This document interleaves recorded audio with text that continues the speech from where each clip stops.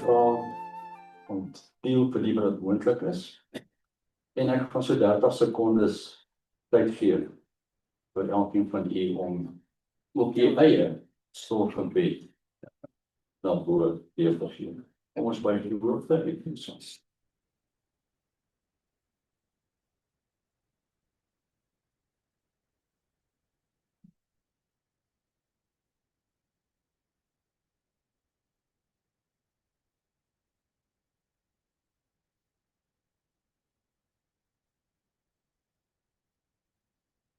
Ons liewe Vader,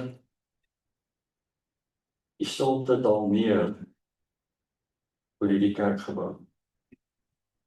En dis 'n teken dat u nou alomteenwoordig is by elke persoon wat voor u kniel en of met 'n gebuigde hoofd oorlees.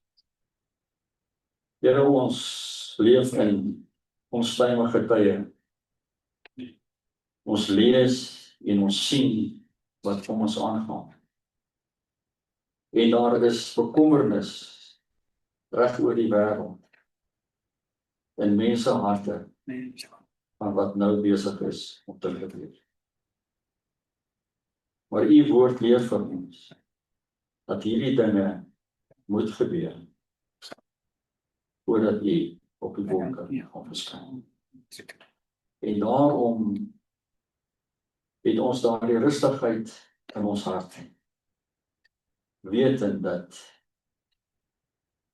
dinge besig is om te gebeur, dat u koms bespoedig gaan word deur alles omvattend wat in die wêreld nou gebeur, ongeag die magstryd wat daar mag plaasvind in die wêreld.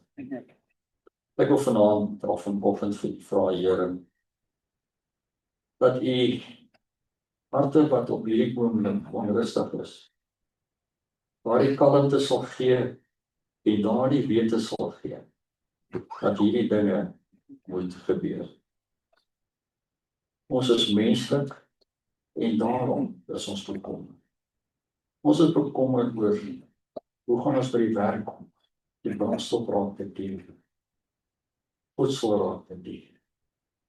Maar Here, ons weet dat u elkeen van ons vooruitloop en dat ons in u hande is. Here, ek wil elke een wat deur moeilike tye gaan, het sy dit siekte is, het sy dit emosioneel is, het sy dit finansieel is, aan die opdra vanoggend. Here, ons weet dat daardie persone daagliks tot u bid vir uitkoms. Maar vanoggend wil ons dit kollektief doen en vir die vraag dat daar waar daar 'n kruisie agter elke naam is, dat die daardie persoon of persone sal aanraak met u liefde, met u insig. Here, ons as 'n kerk wil ook vra, Here, dat u van sitplek tot sitplek sal, dat u genade oor elkeen sal oorspoel in die komende week. Volgende naweek is kampvergadering. En ons wil by voorbaat vra vir u seëninge op die kampvergadering. Dat jy met die sprekers sal lees, waar hulle die nodige voorbereiding sal tref, om boodskappe van omhoog na ons te bring. Daar is reeds lidmate wat vakansie is, en ons vra dat u ook met hulle sal wees in die tydperk. En waar daar persone is wat gaan reis landswys na kampvergadering, om ons voorbaat vra vir reisgenade vir elkeen van hulle. Here, ek wil vra dat u hand sal plaas op daardie gebedskassie, dat dit wat daarin geskryf word, 'n antwoord gegee sal word. Ons kom op met groot dankbaarheid na u toe en sê vir u baie dankie vir die tiendes en offergawes wat nou na die troonkamer gekom het. Ook gedurende die week was daar elektroniese inbetalings gewees. En ons vra ook u seën daarop, dat daardie gelde aangewensel om u koms te bespoedig. Here, dan het u vir Eugene na ons gestuur met 'n boodskap wat hy na ons toe bring. Here, u ken hom, u weet van die groot werk wat hy ook besig is om te doen. En ek wil nou vra, Here, dat hy op die agtergrondse skuifsel word en dat u vanoggend vir ons die spreekbuis sal wees. In Jesus naam dankie. Amen. I've arrived, as ek ben Galise preek. Nee, dit is reg, maar ek is dankbaar vir die uitnodiging. Vanoggend wil ek 'n boodskap bring wat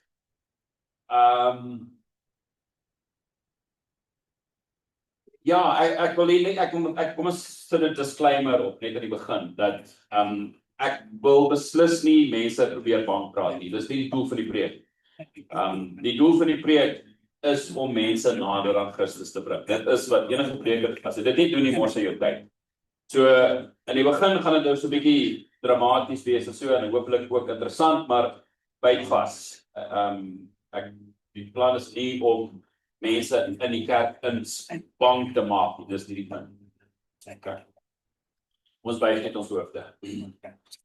Hemelse Vader, waar ons hierdie boodskap moet bring, vra dat die Heilige Gees die woorde sal wees met my, dat u deur my sal praat en mense van u sal hoor, nie van my.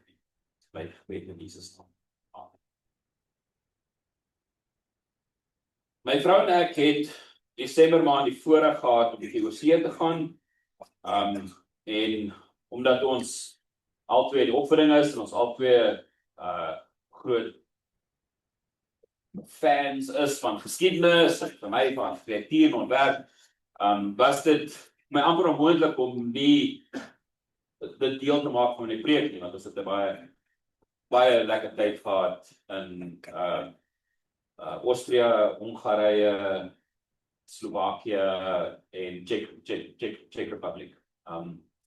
Baie aangename tyd gehad, baie lekker gewees. En vanoggend wil ek vir u so 'n bietjie daaruit paar skyfies wys, net ter hulp of ter illustrasie van die punt. Maar kom ons begin net by die begin.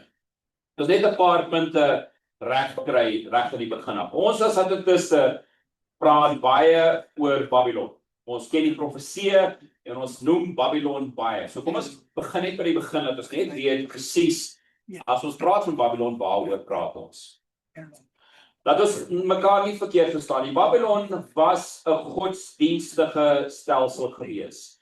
Toe Nebukadneser vir die mense gesê het, julle moet buig voor hierdie standbeeld, het dit oor aanbidding gegaan. Nou, party van julle wat nog voorheen in my voorpreek het, waar ek preek oor die drie engele boodskap, is dit ontwisbaar dat die drie engele boodskap gaan oor aanbidding. Dit is die punt wat alles ondersteun.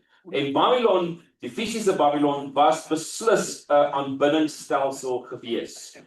Dit was ook 'n politieke mag. Die koning kon nie gesê het, jy moet buig voor hierdie standbeeld, as hy nie die koning was nie, as hy nie 'n politieke mag gehad het nie. So, dit was 'n godsdienst, dit was 'n politieke mag, en dit was dan ook 'n vervolgingsmag. Ek meen, hy het tog hulle in die vir Shadrach, Mesach en Abednego in die vuuroond gegooi. Met ander woorde, hy het 'n militêre mag ook gehad.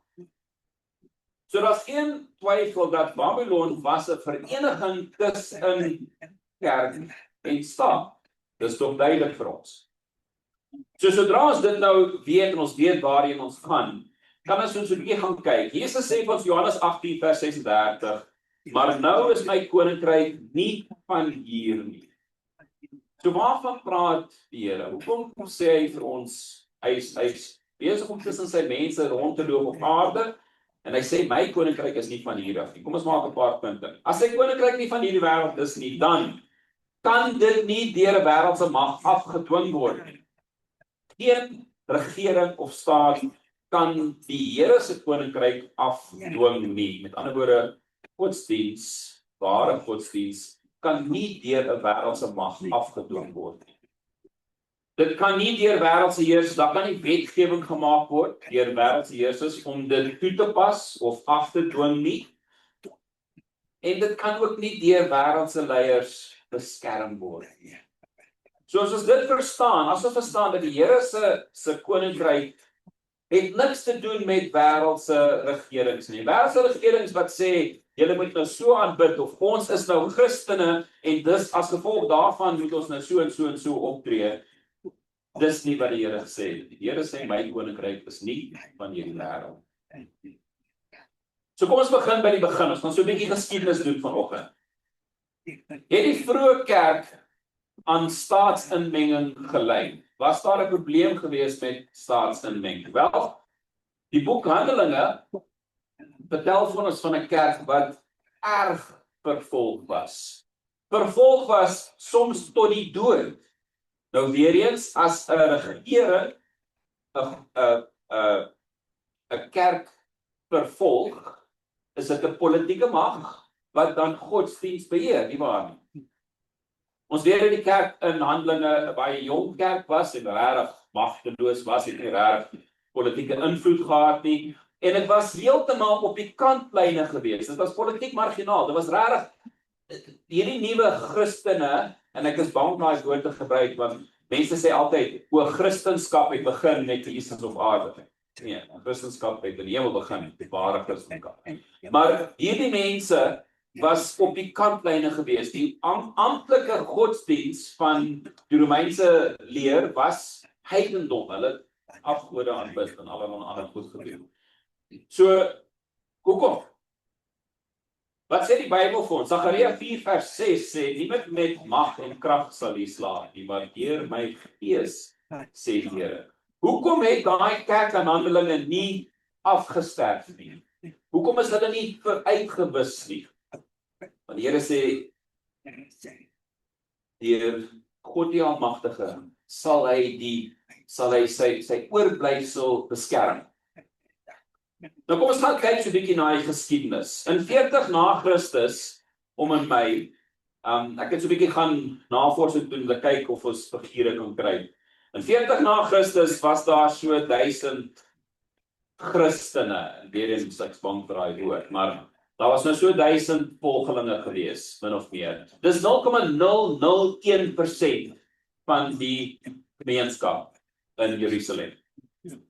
Na omtrent so 100 na Christus, so 60 jaar later, was daar tussen 7000 en 10.000. Dis 0,01% van die gemeenskap. En dis die laaste apostel is nou dood daar in 100 na Christus, né?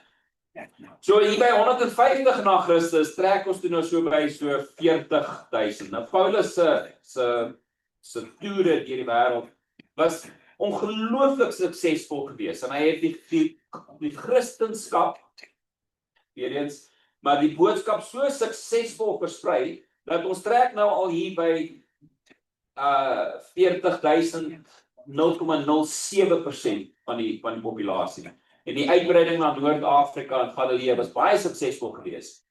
En dan weet ons nou hier by 300 na Christus toe die vervolging nou op sy absolute hoogtepunt was.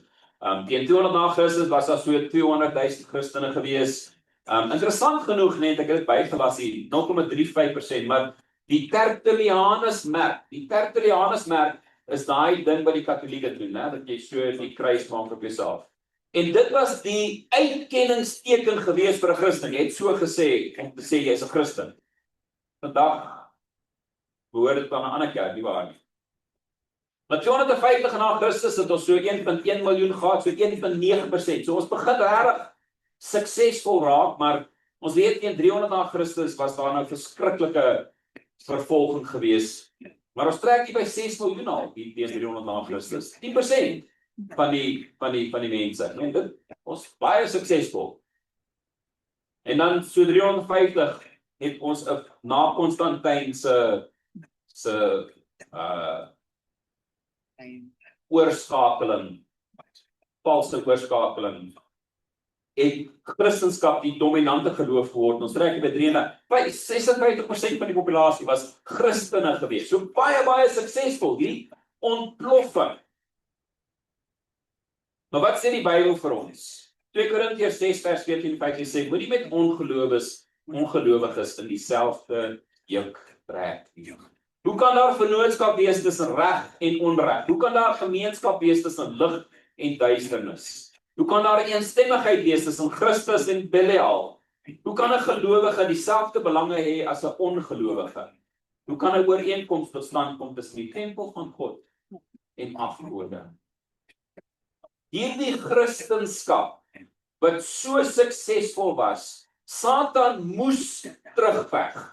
Hy was besig om te verloor. Vir jare het hy die wêreld gehaat vir homself. En Jesus kom en hy begin hierdie nuwe kerk, nie nuwe kerk, maar Jesus kom en sy dood en opstanding ruk mense. En mense begin opstaan en in hom glo. En Satan is ek moet iets doen. En wat moet ek doen? Wat is sy maklikste manier? Sê in Engels sê ons, if you can't join him, if you can't beat him, join him. Dis wat Satan gedoen het. Hy vat hierdie nuwe geloof en hy verwar hom met die heidense geloof. En ek gaan vir julle vanoggend wys presies wat ek bedoel. Die geskiedenis sê vir ons dat hierdie nuwe kerk was nou so verwar met afgode aanbiddery. En ons praat van die edict van Milan in 313 Augustus, die Raad van Nicea 325, en dan die val van die Wes-Romeinse Ryk in 476, waar ons hierdie hele politieke mag en kerkmag is besig om een te word. En dan in die middeleeue is dit rarig, daar is nie onderskeid tussen kerk en staat nie. Dit is een en dieselfde ding. Die kathedraal wat ek vanoggend vir julle sal wys, dit is kerk en staat. As jy praat van kerk, praat jy van staat. As jy praat van die mag van die priester of die paus, praat jy van die mag van die koning. Want die koning het die koning geword sonder die toestemming van die priester van die paus nie. En tot en met die hervorming wat Martin Luther gesê het tot hier tot die verder nie in 1517. En wat sê die Here weer eens vir hom? Jesus trek 'n lyn wat sê die staat mag nie hierdie lyn oorskry. Hy sê gee aan keiser wat aan die keiser behoort.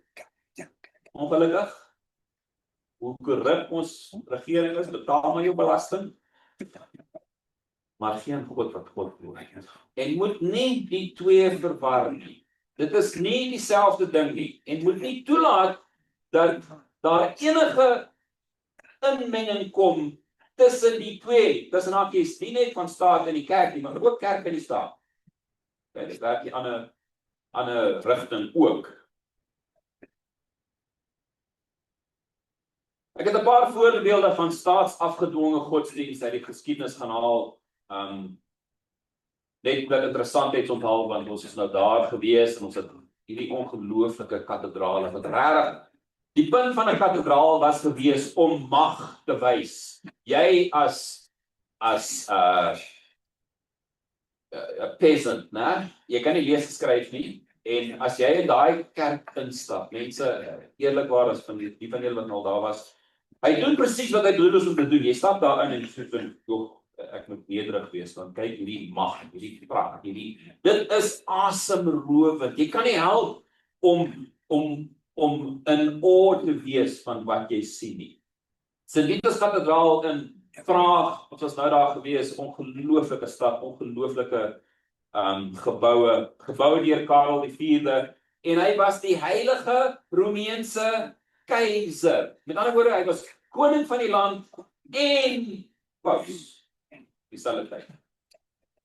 Notre Dame in Parys, gelukkig was ek al 2 keer daar gewees voor hy afgebrand het. En in Parys, wat nou 'n ateïstiese land was, maar dit voor 1798, as jy gesê het jy was Frans, was jy Katoliek. Dit was een en dieselfde ding geweest. Daar was geen kwessie van jy is 'n protestant of iets nie. As jy Frans was jy Katoliek. Die land was Katoliek geweest.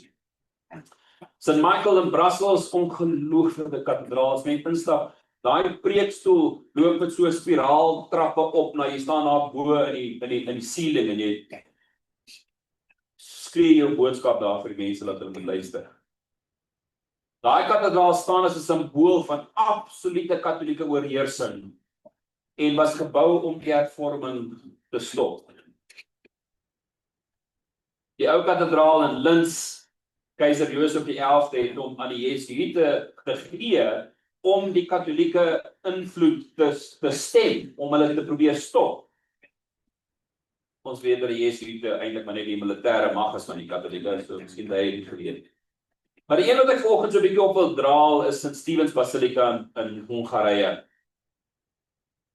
Die belangrikste katolieke kerk in Hongarije en 'n absolute nasionale simbool.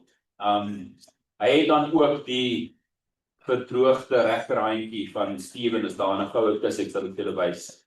Die mense kom en hulle buig en hulle bid vir die handjie om te sê. So hoekom is die kerk so belangrik? St. Stephen was 975 na Christus, het hy baie unieke plek gehad in die geskiedenis, omdat hy die eerste koning van Hongarije was, maar dan ook die konsolideerder van die staat. Al hierdie stamme wat so wild geleef het daar, het hy toe nou in 'n land gemaak, en dit is politieke, dis 'n politieke aksie, nie waar nie. Hy het die land verenig, maar hy is dan gekanoniseer as 'n heilige, en vereer as die nasie se geestelike vader, koning en paus, op dieselfde tyd.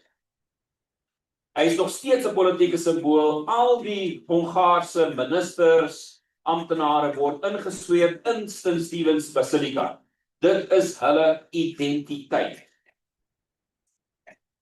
Nou ons het daardeur gestap en weer eens mense, ek kan nie vir julle beskryf die pragt en praal. Dit is asemrowend, die goud en die rooi marmer en dis toeriste wat er deurloop, maar mense is nog steeds op besig om te bid en hulle dienste te hou.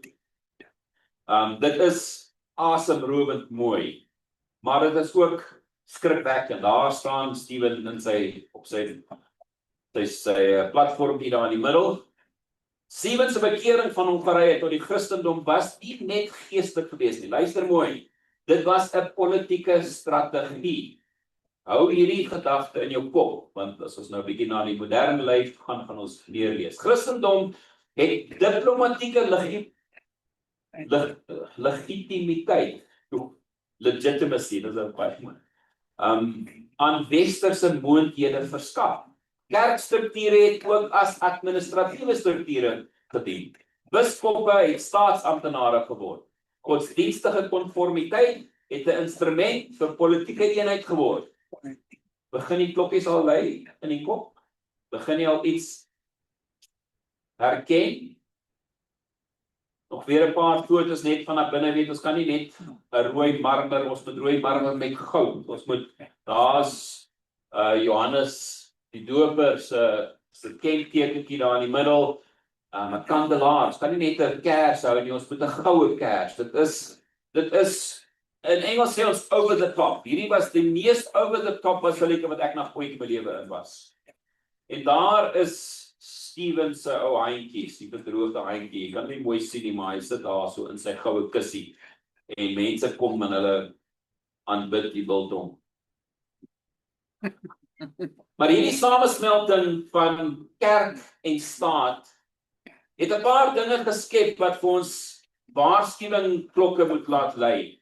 Godsdienstige oneenheid, as jy nie saamgestem het met die kerk nie, was jy 'n politieke rebel. Nie 'n kerkrebel nie, dit was jy in die keis gewees, maar jy was 'n politieke rebel.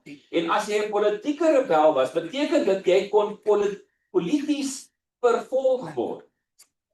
In ander woorde, die staat word die mag, die weermagsmag van die kerk. Die staat word die uitvoerder van strafreg. Wat die kerk sê, jy's 'n rebel. En die kerk se morele gesag word benut om staatsmag af te dwing. En die kerk, jy kan nie teen die staat gaan nie, want die kerk het gesê, die staat is Christen. Die staat is heilig en moreel. Met ander woorde, jy kan nie teen die staat gaan nie, want daar's wette, maar jy kan ook nie teen die kerk gaan nie, want die kerk is moreel korrek. So hoe durf jy? So wat is die gevolg van staat en kerk wat politieke mag het? Die onderdrukking van nie-Christelike tradisies. So wat as die staat sê, of hierdie is nie 'n Christelike tradisie nie, kan ons dit onderdruk. Jy mag nie meer doen nie. Soos Saterdag kerk gaan. Sentralisering van gesag onder 'n gesakraliseerde monargie. So as die kerk dan gesakraliseerd is, met ander woorde heilig gemaak is, dan kan jy nie teen die kerk gaan nie, want jy gaan dan teen die staat. En dan skep dit 'n politieke kultuur waar lojaliteit aan die koning en lojaliteit aan die kerk ononderskeidbaar is. Dis een en dieselfde ding. Of jy nou lojaliteit aan jou predikant het, of lojaliteit aan die president het, dieselfde ding. Dis wat dit beteken. So begin ons nou die klokke oorlei. In Hongarye was die Hongaarse identiteit 'n Christelike identiteit. Dit was 'n Christennasie gewees. En as jy 'n Christen was, was jy lojaal aan die kroon. Nou die vraag is, kan hierdie proses dan in moderne tye herhaal word? Is dit moontlik dat so iets weer kan gebeur? Kom ons kyk. Met ons klank. Kom ons gaan net terug. Reg daar.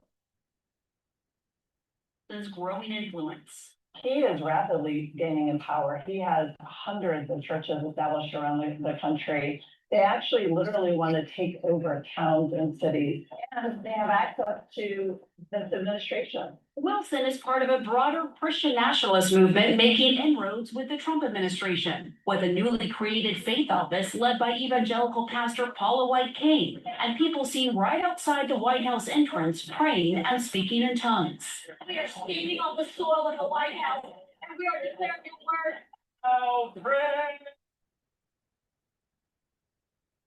So, as ons dan 'n Christelike nasie is en ons bou hierdie Christelike identiteit, dan beteken dit dat my lojaliteit aan Christus is lojaliteit aan die president, want dit is mos 'n Christelike nasie.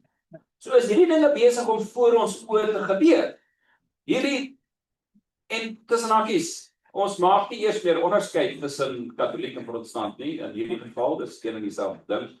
Die Bybel sê vir ons dat die anti-kris is die pausdom, afvallige protestantisme en heidendom. Met ander woorde, teen dieselfde ding maak regtig saak waar hy is. So is dit moontlik dat lojaliteit aan 'n nasie of 'n regering eintlik lojaliteit aan Christus is? Laat ons nie vergeet wat nou aan die besig is om te gebeur in Iran nie, en daar is goed dat ons so 'n bietjie besig om jou aandag af te trek. Dit is nie goed wat reg belangrik is. Ons moet nie vergeet dat die oorlog in Iran is 'n godsdienstige oorlog. Die Iranian Republican Guard se enigste doel, hulle werk is om die Islamic Republic te beskerm. Dis wat hulle daar is, om die Islam en die Islamic Republic te beskerm. En Shia Islam, wat hulle is, laat geen ander gelowe toe nie. Met ander woorde, die ekumeniese beweging het geen voet vashou plek in Iran, terwyl die Shia Muslim in beheer is nie. Met ander woorde, hulle moet uit die pad gemaak word, want ons kan nie 'n een wêreld geloof of 'n een wêreld regering begin as hierdie mense nog steeds skeef trek. So die nuwe regering sal dan baie meer geloof wees vir die ekumeniese beweging. En ons moet ons oë skerp hou. Nou ek wil nie te lank spandeer op hierdie man nie, want dit is nie, weet nou sy hom presies aanval nie. Maar dit is net vir interessant. Hierdie is net vir interessanthede en ek wil dit net bys as 'n standpunt. Pete Hegseth, die Secretary of War wat besig is met hierdie oorlog, het 'n klomp tattoos op sy lyf. En weer eens, ek wil nou nie dramaties wees nie, maar is net baie interessant. Hy het op sy bors die Jerusalem kruis, wat simboliseer die uitbreiding van die Christendom van Jerusalem na die 4 hoeke van die wêreld. Interessant. Op sy arm het hy getatoeëer Deus Vult. En Deus Vult is die Latynse frase wat sê God will it, God sal dit wil. En dit het ontstaan gedurende die kruistog as 'n strydskree. Die Christene kruistog, né? Die swaard binne 'n kruis wat aan die binnekant van sy onderarm getatoeëer is 'n verwysing na die Bybelgedeelte van Matteus 10 vers 34 wat sê, moenie dink ek het gekom om vrede op die aarde te bring nie. Ek het gekom nie om vrede te bring nie, maar 'n swaard. So die man lyk vir my asof hy homself voorstel as 'n crusader vir Christendom. Dit lyk tog so, ek wil nou nie aantuigings maak nie, maar dit is net interessant. Maar as dit dan so is, kom ons kyk wat gebeur hierson. Want die dag toe Charlie Kirk geassassineer is, nou Charlie Kirk se sluipmoord het 'n beweging tot stand gebring in Amerika wat nog nooit so groot is. Ek het nog nooit in my lewe so iets gesien nie, waar Christendom nou so populêr word en so aanhangig gemaak word dat mense gaan terugkerk toe teen 'n spoed wat skrik van niks. En die dag toe hy vermoor is, het Piet Hek sê, hier staan hy voor die militêre mag. En hy besluit om 'n gebed te doen en hy sê die Onse Vader, sê hy vir die mense, fine, dis sê amen en dis verby. En 'n paar maande daarna, net so 'n paar maande voor hierdie begin van hierdie oorlog, sit hy hierdie beeld op sy Instagram, maar hy edit dit. En luister, kyk bietjie mooi wat gaan hier aan. Our Father, who art in heaven, hallowed be thy name. Thy kingdom come, thy will be done, on earth as it is in heaven. Give us this day our daily bread, and forgive us our trespasses, as we forgive those who trespass against us. And lead us not into temptation, but deliver us from evil. For thine is the kingdom, and the power, and the glory, forever and ever. Amen.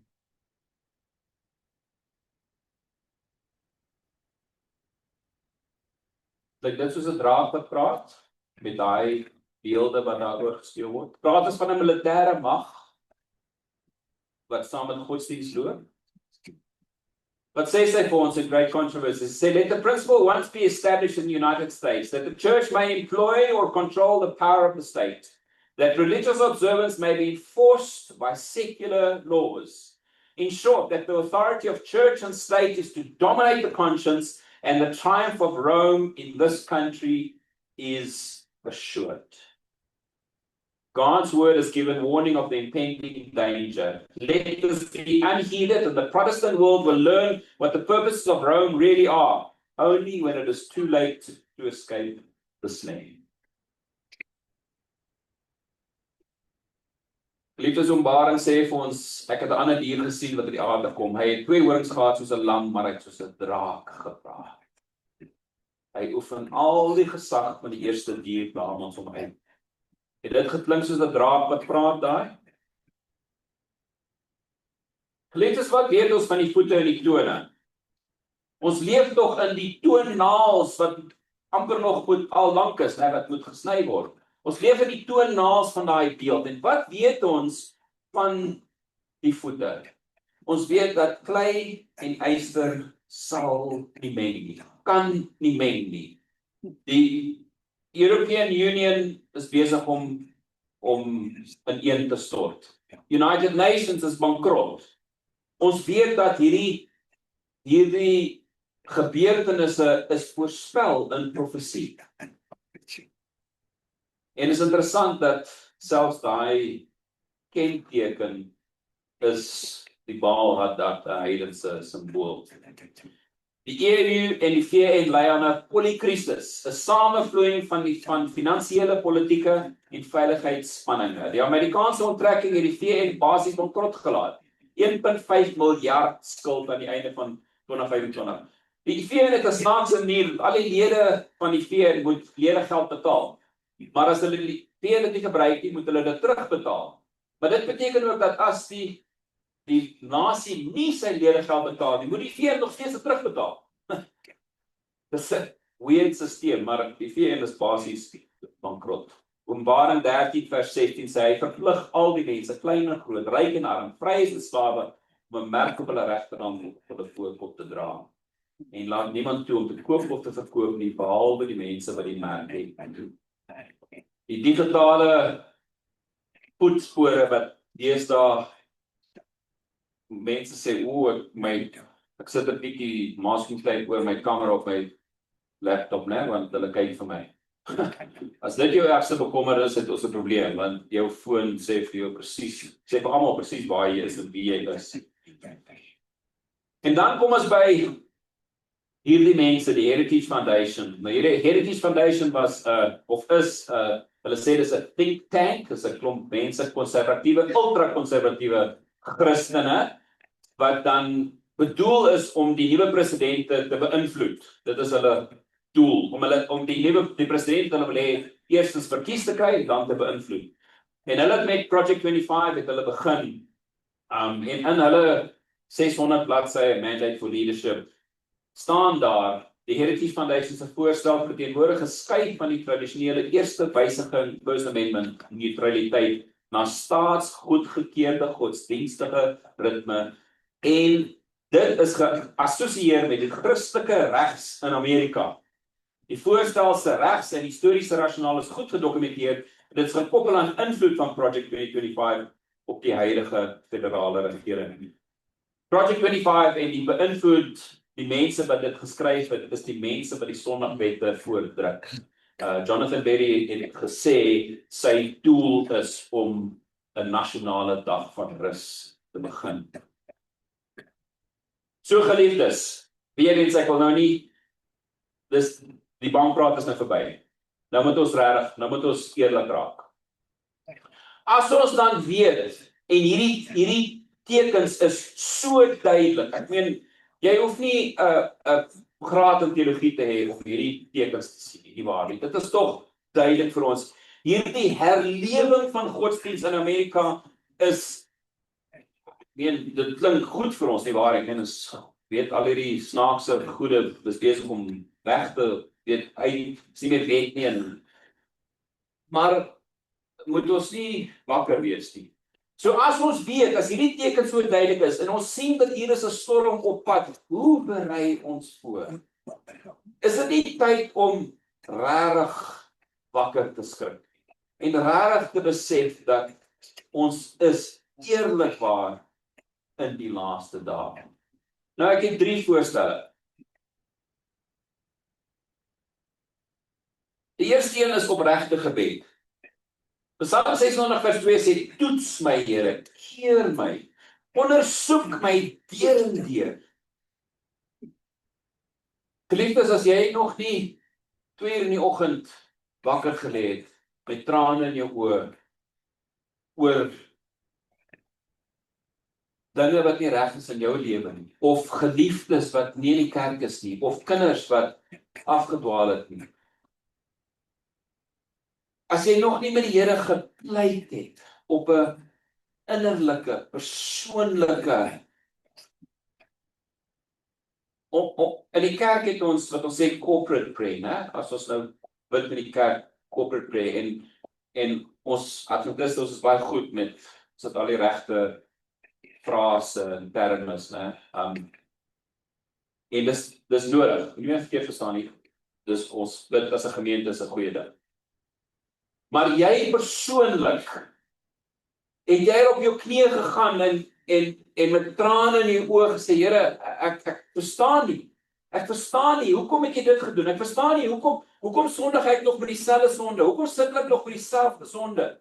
Waar is jy, Here? Opregte gebed wat wat jou siel moet ruk. Ek praat nie van emosie nie. Ja, emosies is deel van dit. Maar ek praat nie van 'n dramatiese. Maar daai gebed wat my hart wil skeur.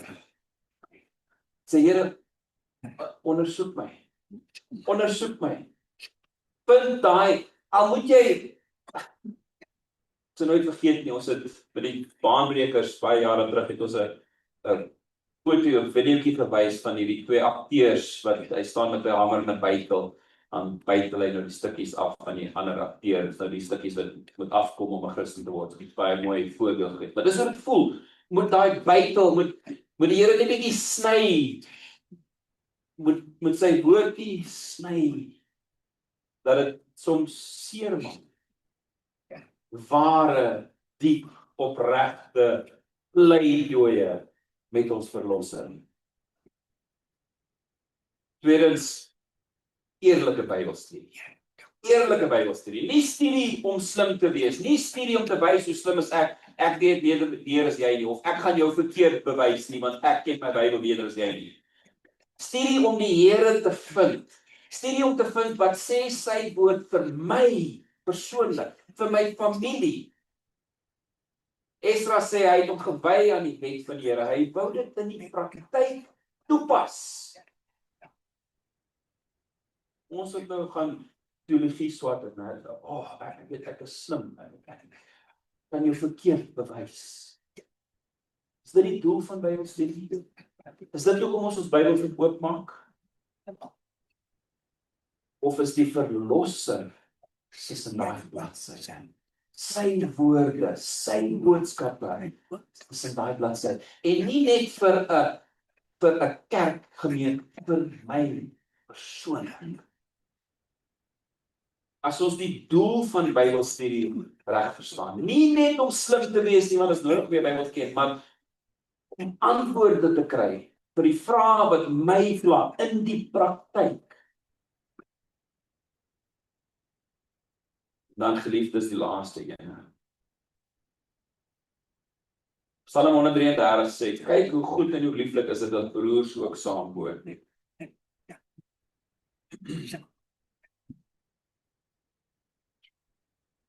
Wat sê sy vir ons? Die aanval in die laaste dae van waar kom? Van na buite af. Gaan van binne af kom. Nou ek het die voorreg om nou by baie kerke te preek. En mense ken en mense hoor nou weet stories en wat ook al en geliefdes, ek gaan vir u sê en ek gaan vir u waarsku vanoggend dat hier is dinge besig in ons kerk. Veral oor see, maar dis in hierdie land ook. Wat hierdie kerk in die middeldeur gaan skeer. Skrikwekkende dinge, teologiese afwykings wat so mooi klink.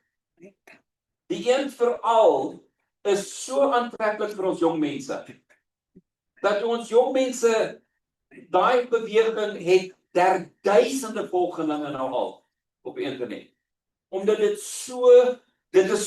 klink soveel beter as ons eie boodskap. En dis Adventiste jong manne wat met daai ding besig is. Nou vra ek jou, moet ons nou daai bewegings gaan studeer om nie deur dit gesmous te word nie? Nee. As ons saam staan, as 'n gelowige, as 'n kerkeenheid, as 'n groep mense wat sê, ek gaan miskien nie 100% met hierdie broer saamstem nie, maar dit maak nie die verskil nie, want hy is nog steeds my broer. En ons kan, soos volwassenes en Christene, kan ons sit en gesels daaroor, maar ons gaan nie twee uit mekaar uit gaan as gevolg daarvan nie. Ons gaan saam bid en ons gaan sê, broer, ek verstaan nie. Jy verstaan my nie, ek verstaan jou nie, ek verstaan nie alles nie. Ek verstaan nie hoekom jy so skeef trek in die kerk nie. Hoekom is jy so 'n probleem in die kerk? Maar ons is nog steeds broers. Ons staan saam want ons het almal dieselfde hoop.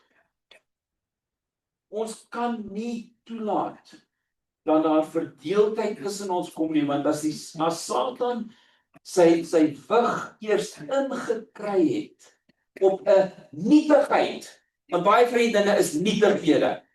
Dis dinge wat nie belangrik is nie. Ons stry oor daai blommeste piek.